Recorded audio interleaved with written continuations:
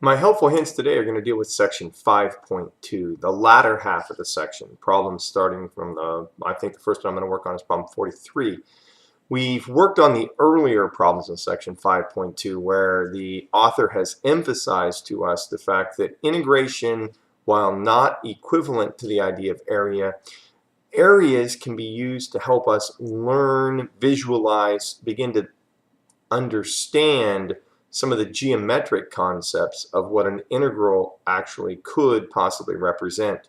Now, there are lots of properties that have to do with integrals, and in the latter part of the homework, the expectation on the author's part is that you've read those properties. They're on page 308, 309, 307.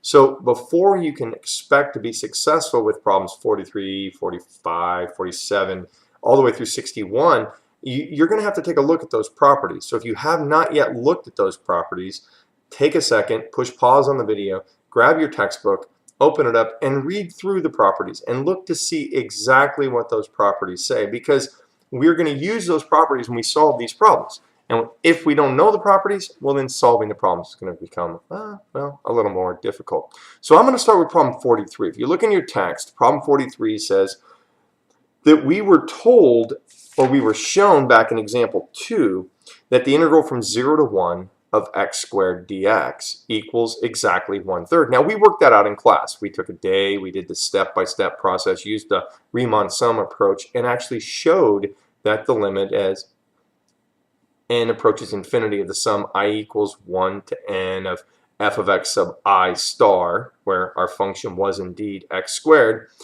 delta x on the interval from 0 to 1 came out to be exactly 1/3. Now, they want us to use that fact and our properties of integrals to solve the integral from 0 to 1 of the quantity 5 minus 6x squared dx. And if we look in the book, what we see when we look at the properties of integrals is that one of the properties says that if you take the integral of a sum or the integral of a difference, you can split that up into two integrals. After all, think about it, an integral is a sum. And one of our summation properties, one of the properties I showed you in class, said that if you take the sum of a sub I plus b sub I, you can write that again as the sum of a sub I plus the sum of b sub I. So that limit, that Riemann sum limit, if it is indeed being considered in the case of a function f of x that's made up of the sum of two functions, we can break that down into two separate Riemann sums. Extending the logic, therefore, we can use that to break an integral of a sum or a difference up into two integrals. Wow. Thinking about what I just said, there was a lot in that. So you may want to push pause, back up, listen to that a couple of more times, and make sure that it makes complete sense. So in the problem we're given, we have the integral from 0 to 1 of 5 minus 6x squared dx. Using the idea then that we can break an integral of a sum or a difference up into two or more integrals, we can rewrite this integral now. Instead of it just being the integral from 0 to 1 of the quantity 5 minus 6x squared, we can re-express this as two integrals. We can express this as the integral from 0 to 1 of 5 dx minus the integral from 0 to 1 of 6x squared dx. So we can take our single integral and break it up into two integrals using our integration properties. Now, we have some more properties for integrals. One of those properties says that the integral of a constant, such as 5 dx, is equal to 5 times the difference between the upper bound and the lower bound.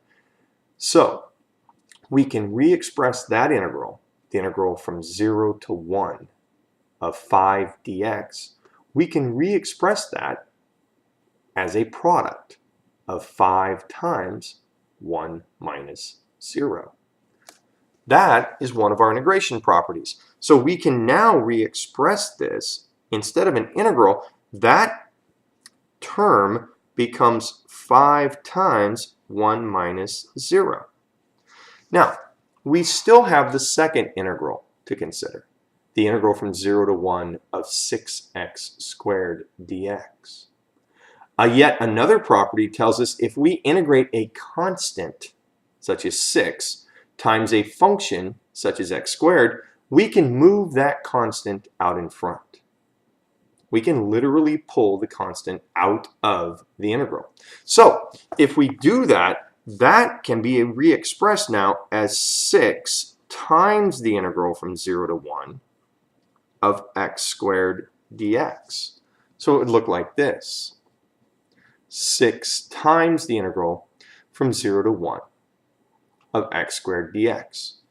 But if you look at the top of the page, up by where I've written problem 43, I wrote the given that we went over in class was that the integral from 0 to 1 of x squared dx is equal to 1/3. So now that is no longer 6 times an integral. I can replace the integral from 0 to 1 of x squared dx. I can replace that with 1/3. They're mathematically equivalent. So now I can re-express this. This is now 5 times 1. Well, that's 5. Minus 6 times 1/3, because I can replace that. So if I rewrite that now, that becomes 5 times 1 is 5, minus 6 times replacing the integral with its known value of 1/3 becomes 6 times 1/3. And if we do the arithmetic, we get 5 minus 2, or 3. So the answer to problem 43 is not found by actually taking the integral. No one's expecting you to integrate 5 minus x squared between 0 and 1. We're expecting that we can use what we know and our properties, our new properties, to replace the integrals with known values and thus come to a conclusion that does not involve integration. Right? We're not ready to integrate yet. We will learn how to integrate on Monday. Well, when I'm filming this video, it'll be Monday. So in 5.3, we will learn how to integrate. So that's the answer to 43. I'll be right back with the answer to a couple more questions if you want to watch the next video.